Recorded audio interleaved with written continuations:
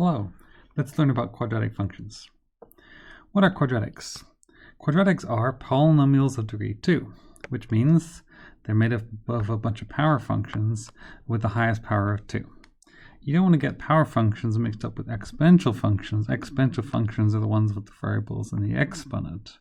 Quadratics have variables in the base. There are three major forms of quadratic equations, and you should be familiar with all three of those forms. Take a moment to look through these and see if you actually are.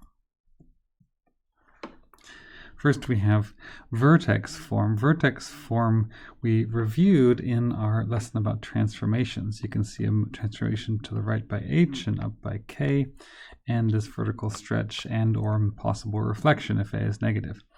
The idea is that in vertex form, because you can see the transformations, you can easily find the vertex, which is at h, k. Vertex form is really good for graphing because if you know where the vertex is and you know how it's been stretched, you can very easily draw a parabola in the right spot. Vertex form is also good for finding the zeros because if y is equal to 0, you can just solve by moving things to the other side and using a square root. Next, we have factored form. Factored form is beautifully factored like so. And the whole point of factored form is that it's really easy to find the zeros, that is, with the zero product property. We're going to get into that. Then we have standard form, which is perhaps the least useful of the three, although you can see the y-intercept there sticking on the end. Usually you're given equations in standard form, but not always.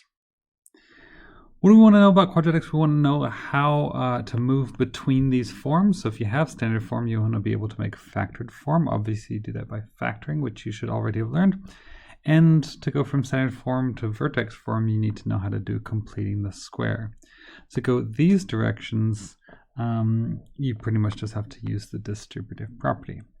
So let's take a look at some SAT problems that put these into action. Take a moment to pause the video and consider this problem. Okay, there are a couple of things to say about this problem. First of all, we can see we have a parabola here and we have some sort of vertex, and the vertex looks like it's at 1, something. Negative 16 maybe, although it's a little bit hard to tell what the y-coordinate is. It's definitely lower than negative 15. The question is, which of the following is an equivalent form of the equation of the graph shown above, from which the coordinates of the vertex can be identified as constants in the equation? Okay, so here we are given the equation y equals x squared minus 2x minus 15, and supposedly these answer choices are equivalent. Let's check and see, is this equivalent? Well, if we distribute this, we would get x squared minus 2x minus 15. Is that the same as what we're given? Yes, in fact, it is equivalent. Does that mean the answer choice is A? No, because we're looking for an equivalent form from which the coordinates of the vertex can be identified as constants. What can be identified from form A? From form A, you can identify the x-intercepts, either x equals negative 3 or x equals 5. So this question is asking you about vertex form. It wants you to pick the answer choice that's in vertex form. They don't say that, but that's what they want. And answer choice A is in factored form. Answer choice B is just plain wrong because that's factored and factored incorrectly. So we're left with C and D. Now C and D are both equivalent to the original. If you were to expand, you'd get x squared minus 2x minus 15, which is correct. And this one would also give you x squared minus 2x minus 15. But only one of these is in vertex form, and that is answer choice D. D is the correct answer because it's in vertex form. And you can see the coordinates of the vertex match what we thought up above. So this sort of language is very common, these equivalent form questions, and just try to figure out from their language which of the forms they're asking for and then choose that one. Easy peasy. Take a moment to ask any questions if you have them.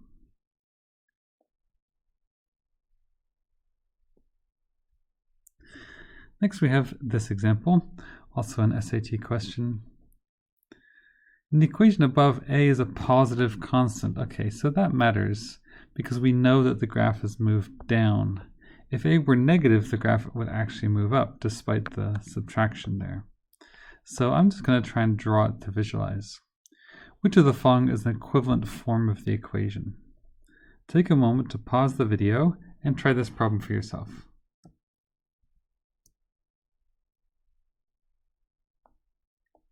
Okay, one way you might attempt this problem is to actually expand, and when you do that you get x squared minus a squared.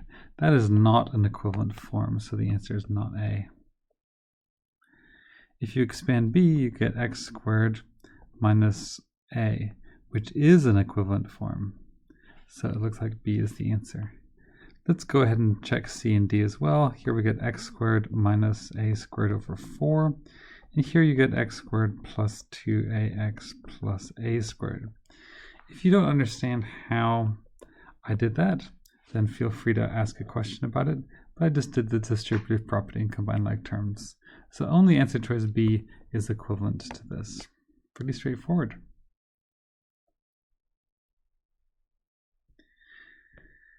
All right, here's one more problem. In the xy plane, the point 2, 5 lies on the graph. If f of x equals k minus x squared, where k is a constant, what's the value of k? Well, there are many ways to approach a problem like this. You could think about it visually, in which you draw a graph. Negative x squared plus k is something like this, and somewhere we have the point 2, 5. This is just a generic function question, really. It's not about any of the special forms of a quadratic. As we know and as we've seen before, if you have a point on the graph, what that means is it satisfies the equation. This is a common type of question, often asked with linear functions as well. But what you should just do is plug in the point for x and y, and you can solve for k. So if y is 5 and x is 2, you can solve for k. And we get k equals 9. K equals 9 seems to fit with the graph. That would put the vertex up here at 9. So it seems perfectly reasonable. Take a moment to ask questions about this problem if you have them.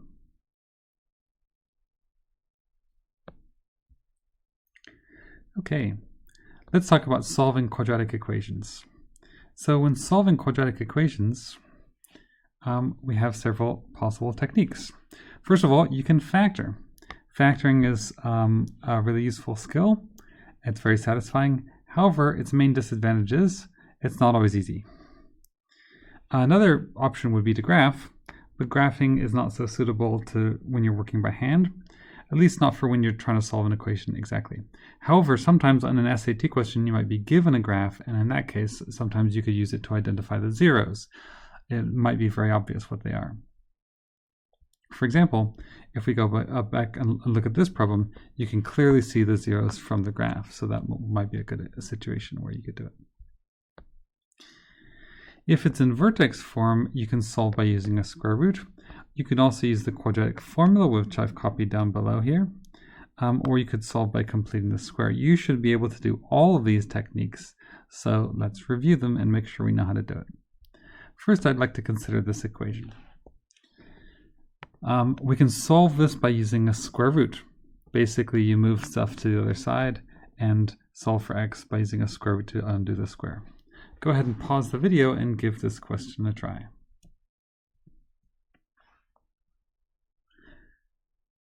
Okay, so first of all, you should add 7, divide by 3, do a square root. When you do a square root of both sides, you're going to get absolute value of x minus 5, and that'll become plus or minus. And you can solve for x by adding 5. And you get a pair of irrational zeros. So this is pretty easy when you recognize that this is in vertex form. Pretty much there's just one x right there, and you solve for it by moving everything to the other side. This is solving by using square roots. Next, let's try the same thing on this problem. Go ahead and try to solve this quadratic. Use any method that comes to mind.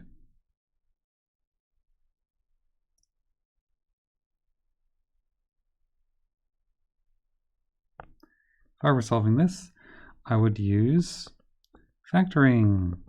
You can factor this into x minus 3 and x plus 2. And once you've factored it, you can use the zero product property. Either x minus 3 equals 0 or x plus 2 equals 0. The zero product property is a very useful property of algebra, which says that if you have two numbers that are multiplied to equal 0, the only way this can happen is if one of them is 0. There's no other way to multiply two numbers to get 0 other than one of them or both of them being 0. So that's what we're doing here. We're considering if this factor is 0 or if this factor is 0, because we do indeed have two numbers that are multiplied to equal 0. If you're factoring and you're not equal to 0, then you're not going to be able to take advantage of the zero product property. So that would be sad. So you want to make sure it's equal to 0 first before you do factoring. And we can solve for x, and x equals 3 or x equals negative 2. Next, let's consider this problem. In this problem, you'll notice that it's not so easy to factor, and you can't really solve by using a square root so easily because there's an x squared and an x. Oh no. So the best way to solve this is by completing the square.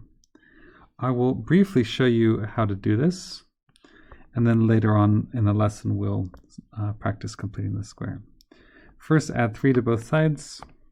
When you add 3 to both sides on the left, you actually get a perfect square, which you can write as x minus 1 squared. Then you can solve by using a square root and by adding 1. This is the technique of completing the square, in which we make a perfect square here so that we can solve by using a square root. The idea is to combine the x squared and the x into just one place so that the square root undoes the square. So like I said, we'll practice more of this later, and I'll show you exactly how to do these steps. Okay, before we do any of that, I want to go a bit more into the quadratic formula. So you have the quadratic formula here. You should know it. If you haven't memorized this, you really need to memorize it because you can use it to solve any of the quadratic equations that we just did. Of course, the quadratic formula is the solution to the equation ax squared plus bx plus c equals 0. If you take this and solve for x, that's what the answer would be. So once again, you need to make sure it's equal to 0 if you're using the quadratic formula. There are a couple of things I want to point out about the quadratic formula, however. First of all, this right here is the x-coordinate of the vertex. If you want a quick and easy way to find the vertex of a parabola, you can do it by using x equals negative b over 2a. Consider this quadratic equation that gives you the two zeros. X equals negative b over 2a is right in the middle because you start with there and you add and subtract this quantity. So from x equals negative b over 2a, you can add some number or subtract some number to find the two zeros. Therefore, negative b over 2a must be right in the middle of the two zeros. Therefore, it gives you the x-coordinate of the vertex and, of course, of the line of symmetry as well. So that's the first thing I want to say about the quadratic formula. The second thing I want to say is about this. This quantity inside the square root has a name. It's called the discriminant. The discriminant allows you to tell the difference between the zeros of a quadratic. There are 3 possibilities, which I've outlined down below. Whoops. So imagine you have a quadratic that's moved down 1 like this, and you want to find the zeros. You set this equal to 0, and you can solve this by factoring, like so. And you get x equals 1 and negative 1. And here they are. Here's 1 and negative 1, 2 zeros. Simple enough. But what if you have this situation? In this situation, it's moved up 1, and you'll notice that this quadratic has no x-intercepts, because when we try to find the zeros, we get, I'm going to use the square root, plus or minus square root of -1. You might remember that this is plus or minus I. These are imaginary numbers. You can actually factor this, because this can be factored into x plus I and x minus I. We'll talk about that more when we talk about complex numbers. But basically, this has a pair of complex zeros and doesn't have any x-intercepts. The third possibility for the solutions of quadratic is something like this, where you can see that there's exactly one x-intercept. If you set this equal to 0, it's already factored for us, and you can use the zero property to see zero product property to see that either x is equal to -1 or -1. These two values are actually the same value. So you'll see you have a quadratic that just boops the x-axis and has 1, 0. If it were a little bit lower, it would have 2, and if it were higher, it would have none. So this is the in-between case. The discriminant tells you which of these three possibilities you have. The discriminant is this part inside the square root. So you might remember the quadratic formula tells you the zeros of a quadratic. Well, if the discriminant is equal to 0, then what you get is negative b over 2a plus square root of 0, which is 0, and negative b over 2a minus 0. Well, plus 0 and minus 0 are the same number. And so that's when you get this repeated root. So this repeated root happens when the discriminant, which I'll call capital D, is equal to, maybe I'll just write it out, b squared minus 4ac equals 0, like that. That's when you get a repeated root. If the square root of stuff is, if this is negative inside the square root, then you get the square root of a negative number, which is imaginary. So you get a real number plus an imaginary number, which is what we call a complex number. So that's our second case here. Basically, if you get complex roots, if the b squared minus 4ac, the discriminant, is less than 0. And therefore, if the discriminant is greater than 0, you get distinct real roots. Okay, so the discriminant can tell you about the nature of the roots, whether you get repeated roots or distinct real roots or complex roots, based on whether the discriminant is positive, 0, or negative. Pretty useful. Let's take a look at an SAT problem. This was a problem from one of our practice tests, and I labeled it PAM for Passport to Advanced Math because we hadn't learned it yet. Let's apply our current learning. Take a few minutes, pause the video, and give this problem a try.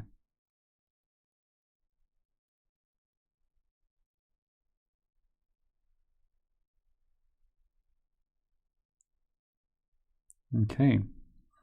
The equation has no real solutions, so the very first thing I think is, aha, the discriminant, how do I spell discriminant, is less than 0. So one of the things you really want to be good at to do the SAT well is recognizing what you're dealing with. Remember, I always talk about recognizing what type of problem you have.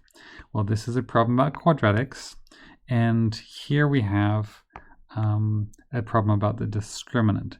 So if you recognize that right away, you're like, oh, all I need to do is take the discriminant and make it less than 0.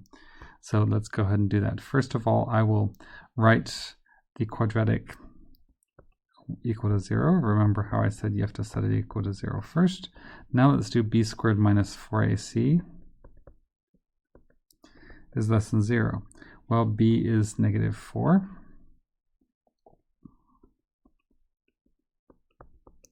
A is 2, and C is negative t.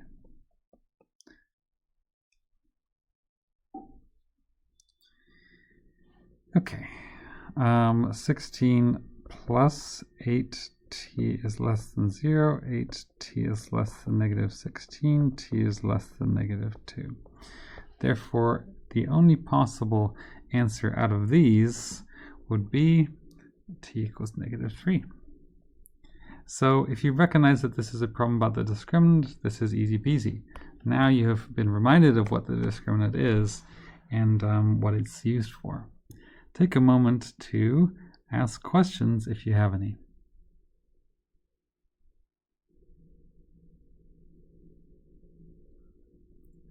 Okay, next let's talk about solving by factoring. This is a common technique for solving quadratic equations, so pause the video and try to solve this equation by factoring.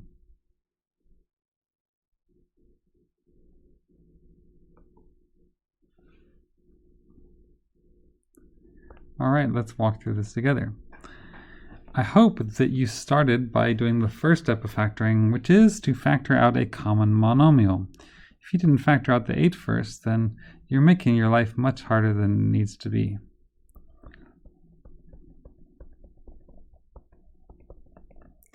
Once I've factored out the 8, I can continue working on factoring. In fact, at any moment I could divide by 8, because we're solving for when this is equal to 0. Now I'll use the zero product property and get x equals -5 or x equals -2. Take a moment to ask questions if you have any.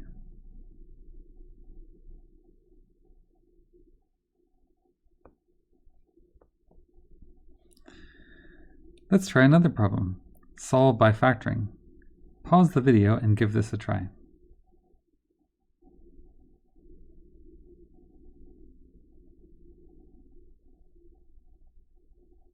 All right.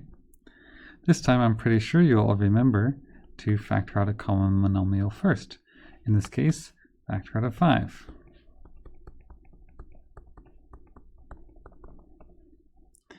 Now let's try to factor this. You can use your own method of factoring here. I think I will go ahead and divide by 5. Some people prefer to just start guessing. 4 and 3 I think works. And so I get x equals -3/2 or x equals -4. Let me just double check that that actually works. That's 8x and that's 3x, which does indeed make 11x. So I've done it correctly. If you don't like having to guess like this, then you can use the ABC method. The ABC method is something we've learned before, and it's a method of factoring. What you do is you take a times c, in this case 24, and you write b equals 11. And we look for two numbers that multiply to 24 and add to 11, and they are 8 and 3. Now that you've identified the two numbers, you can solve this problem in two ways. You can do factoring by grouping. Factoring by grouping would be where you split the 11x into 8x and 3x, and then group the first two, factoring out what they have in common, and the last two, factoring out what they have in common, and then you have this x plus 4 in common, which you can factor out, leaving you with 2x plus 3. And you get the same thing that I got here.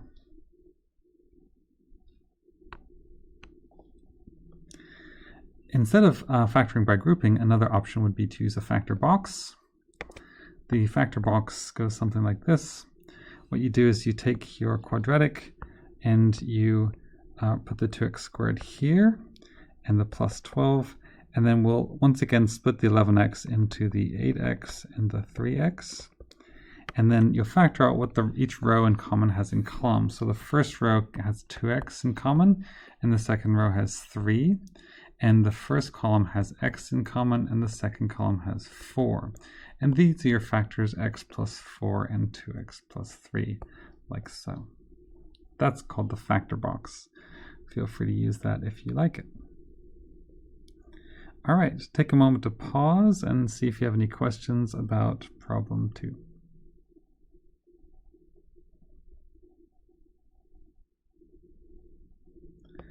All right, here's one more. Go ahead and try solving problem 3. Pause the video and try it on your own.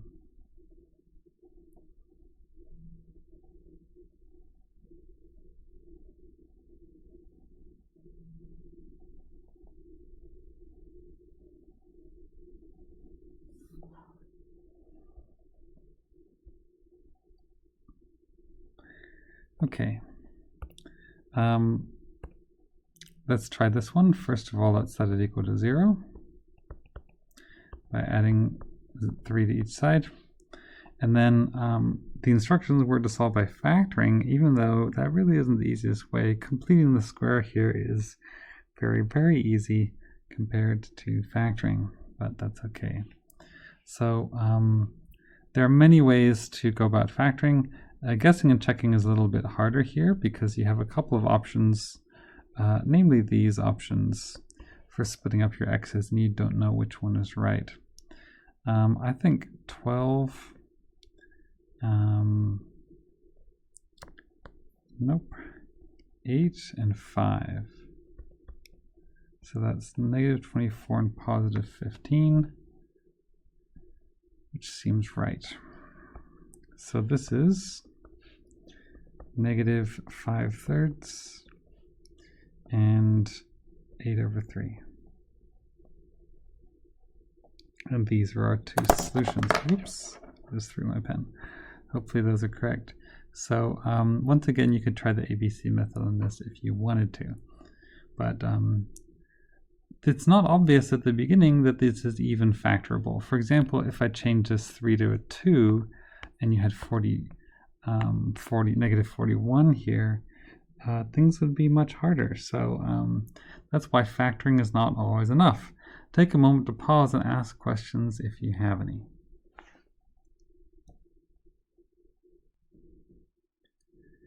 Okay, this last portion of the lesson is about solving a quadratic by completing the square. Completing the square is all about making a perfect square. For example, x squared plus 6x plus 9 is a perfect square. It's the square of x plus 3. This is what we're trying to make. So let's say you had x squared plus 6x plus 3 equals 0, and you were trying to solve this. The way to solve this would be to add 3 to both sides. Oops, just kidding. Add 6 to both sides. That way, you have x squared plus 6x plus 9 equals 6, and the left side becomes the perfect square, x plus 3, and you can solve by using a square root. Oops, square root of both sides, and we get plus or minus root 6 and subtracting. So this is completing the square, in which we take a moment to make a perfect square. In this case, I did that by adding 3 to both sides. Once we have our perfect square, you can solve by using a square root. So, first question is, how do you get a perfect square? Well, let's look at some perfect squares. First of all, we can start by expanding. So go ahead and multiply out x plus 2 squared. Expand, write that in expanded form.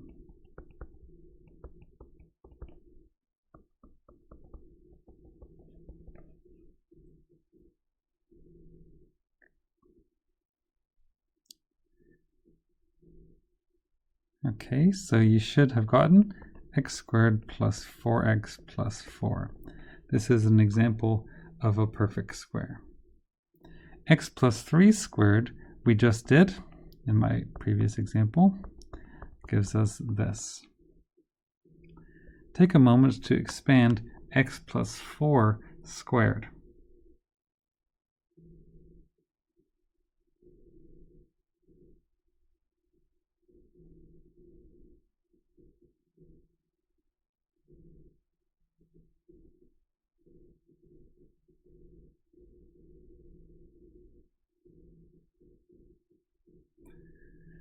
When you expand x plus 4 squared, you should get x squared plus 8x plus 16. Do you see the pattern here? Take a moment to pause the video and discuss what patterns you see.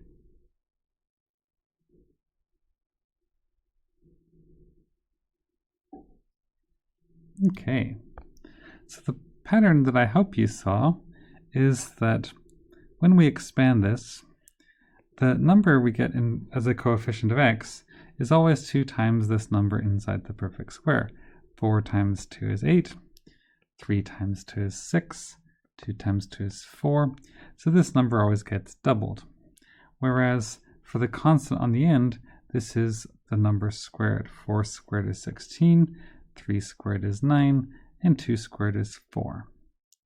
The form of a perfect square is x plus, let me call it r squared, is x squared plus 2rx plus r squared.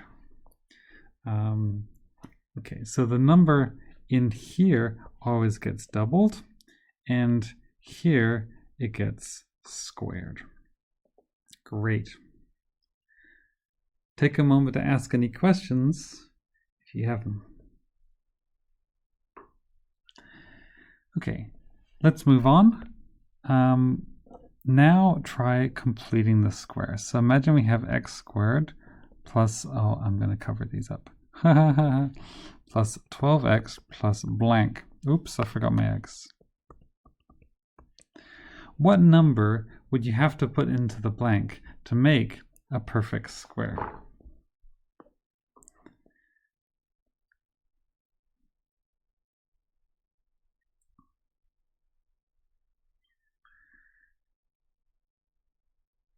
Okay, so hopefully you came up with 36. Why 36? Because the perfect square is x plus 6 squared. Following the pattern, 6 times 2 is 12 and 6 squared is 36.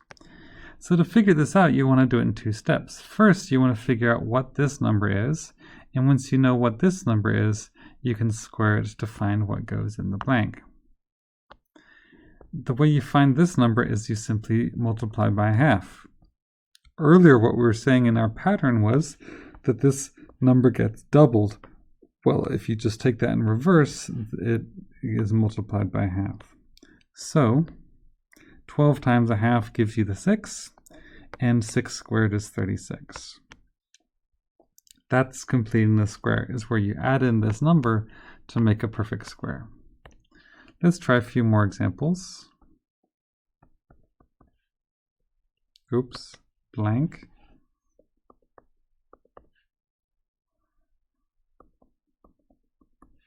And blank. Go ahead and pause the video and give these a try and discuss the solutions together.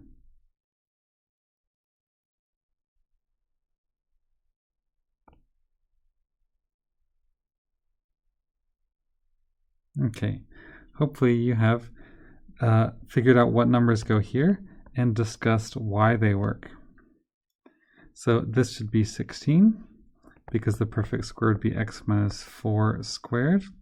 And this should be 25, because the perfect square would be x plus 5 squared. If you have any more questions about this, go ahead and ask them now.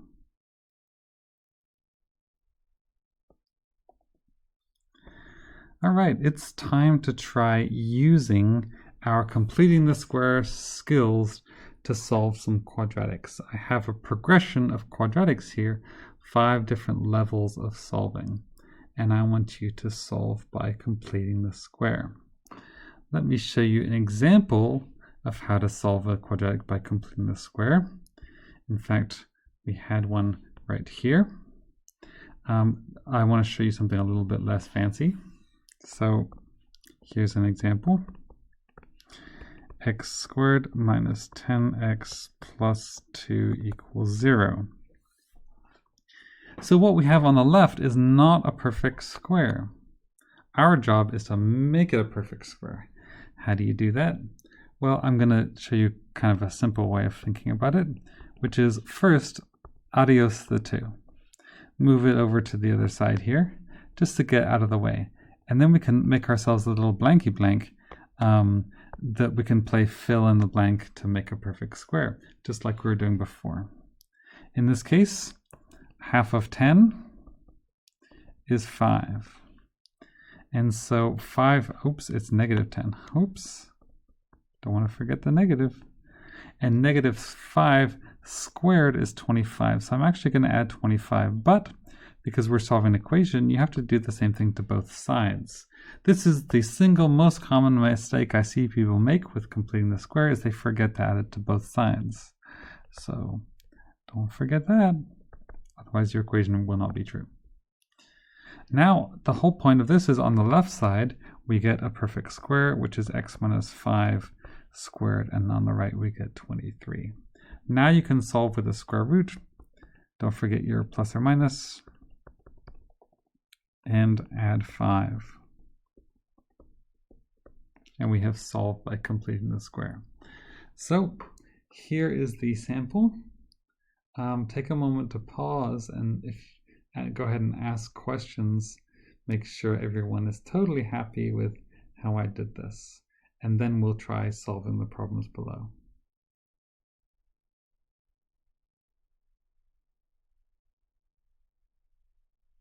Okay, let's try solving these problems. You can pause and go ahead and work through these, and then I'm going to work through them one at a time.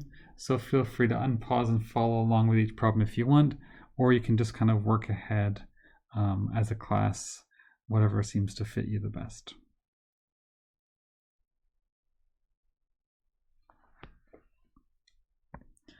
So for problem 1, we solve by adding 5 to each side. Now we need to make a perfect square, in this case by adding 4. This is x plus 2 squared equals 9, x plus 2 equals plus or minus 3, and we get negative 2 plus or minus 3, which gives me x equals 1, or x equals negative 5. This actually could have been solved by factoring. X plus 5 and x minus 1 equals 0. You can tell because you get whole numbers. But completing the square always works, even when factoring is difficult.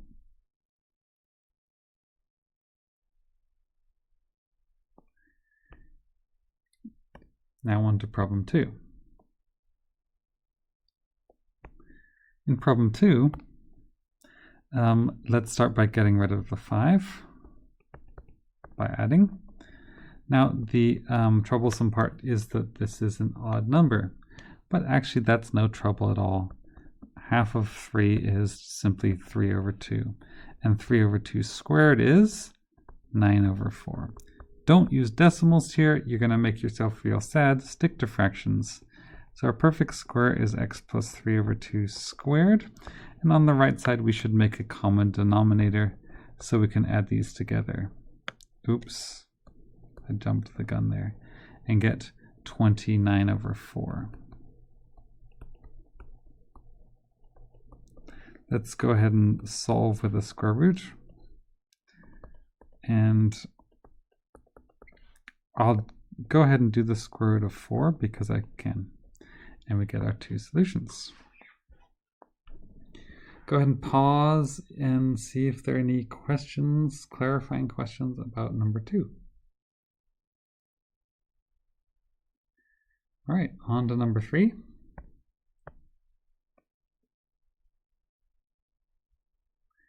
What's difficult about number 3 is that there's a number in the front. So, well, what are you going to do about it? Get rid of it. Let's go ahead and divide by 5. Once again, fractions are your friend. Now let's do completing the square. Take half of 9/5. Half of 9/5 is 9 over 10. 9 over 10 squared is 81 over 100, and you add that to both sides. So we get x plus 9/10 squared.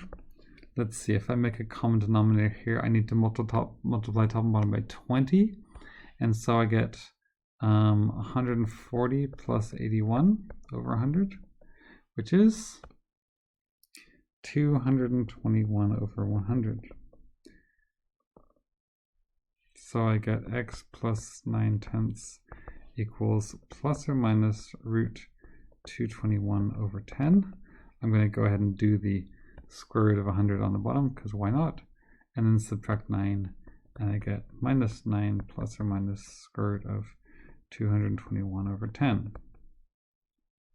Can the square root of 221 be simplified?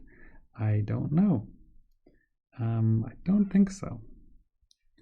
So there we go. Go ahead and pause and see if anyone has any questions about number 3. So hopefully in number 3 you've realized that it doesn't matter what these numbers are. You can make these as bad as you like. And completing the square always works. You would have no hope of trying to factor this if you were just guessing. Well, if this works with any numbers, then it works with letters. So in number 4, we're supposed to do completing the square with some letters. So let's go through that now. If you haven't tried number 4, feel free to pause the video and give it a try. The method here is exactly the same as what we've been doing. If there's a number in the front, go ahead and divide to get rid of it. Now I'll do half of my middle coefficient. 1/2 of 3k over 2 is 3k over 4, and if you square that, you get 9k squared over 16, which I will add to both sides.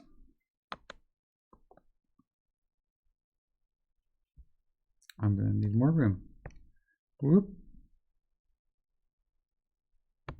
Okay, so now we have a perfect square, which is x plus 3k over 4 squared. And on the right, 16 times 5 is 80.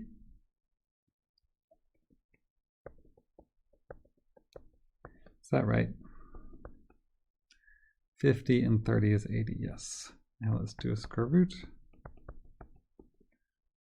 I'm going to go ahead and do the square root of 16 on the bottom because why not? And then we can subtract 3k over 4. There's no easy way to simplify this square root, so don't. And there we go. So we can even do completing the square with letters. Completing the square works on any quadratic, which is why it's so great. Take a moment to pause the video. See if you have questions. All right, last example. If you can do this with letters, then you can do it where all the coefficients are letters. So ax squared plus bx plus c. Go ahead and pause. If you haven't tried this, give it a try. All right, here we go. Ax squared plus bx. Move the c to the other side, divide by a. These are the same steps we've been doing every time. Half of the middle coefficient is b over 2a. Square it and you get b squared over 4a squared.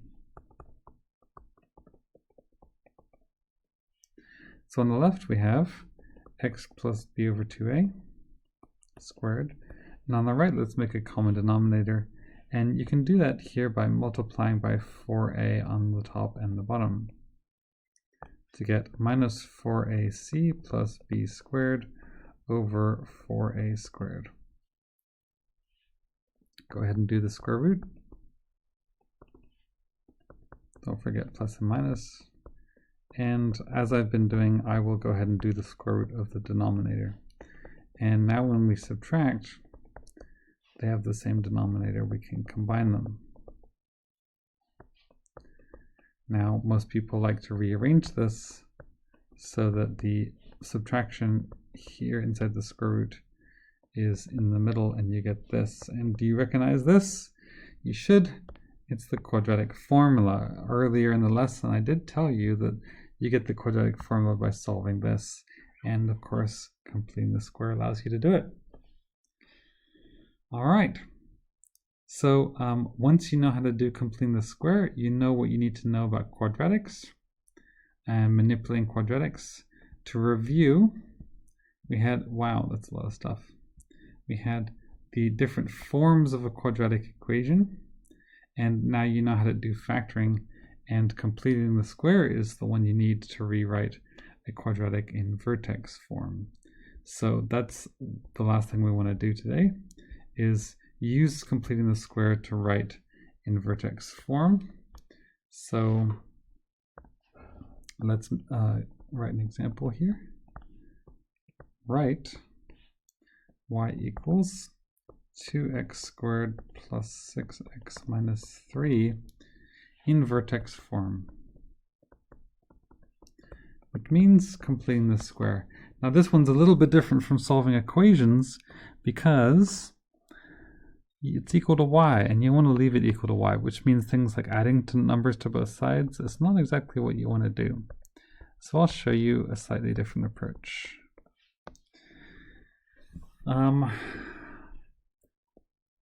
Instead of adding the 3 to the other side, which we could do, but we'd rather leave this side equal to y. Let's just move the 3 over here into Africa. Boink. Leaving a nice little gap. And now what I'm going to do is I'm going to factor out the 2. Instead of dividing by 2, I'm going to factor out the 2.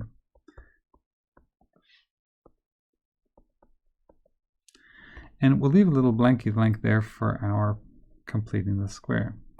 So same thing before, take half of the coefficient of x, which is 3 over 2, square it, and you get 9 over 4. Instead of adding 9 over 4 to both sides, we're going to do this trick where we add 9 over 4 and subtract 9 over 4. Adding and subtracting 9 over 4 is adding 0, essentially. And adding 0 does not change the value of an expression. So that's why you're allowed to just throw this in here without doing it to both sides. The idea is that these 3 things become the perfect square, and those 2 constants we can combine.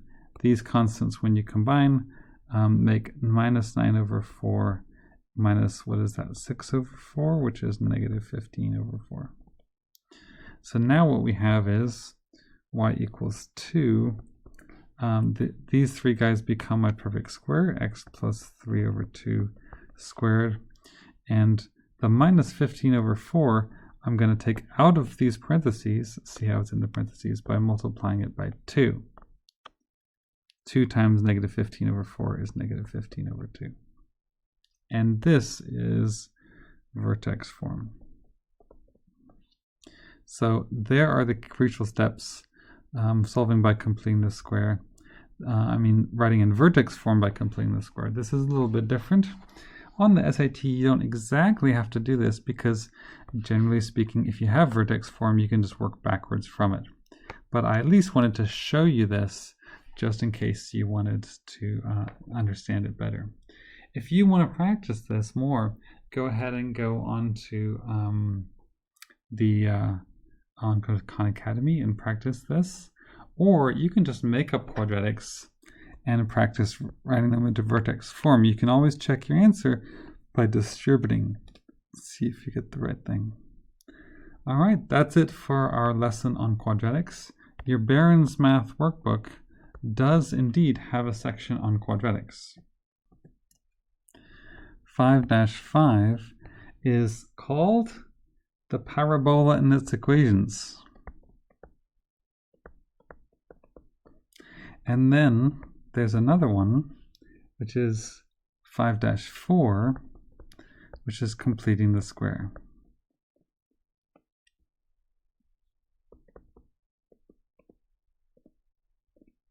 So I'm going to assign these as homework, but these will be due Wednesday, and we're going to have a little bit of class time to work on these.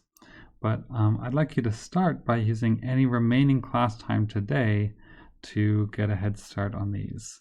And then there'll be a little bit more time to finish them tomorrow. That's it. Go ahead and get to work.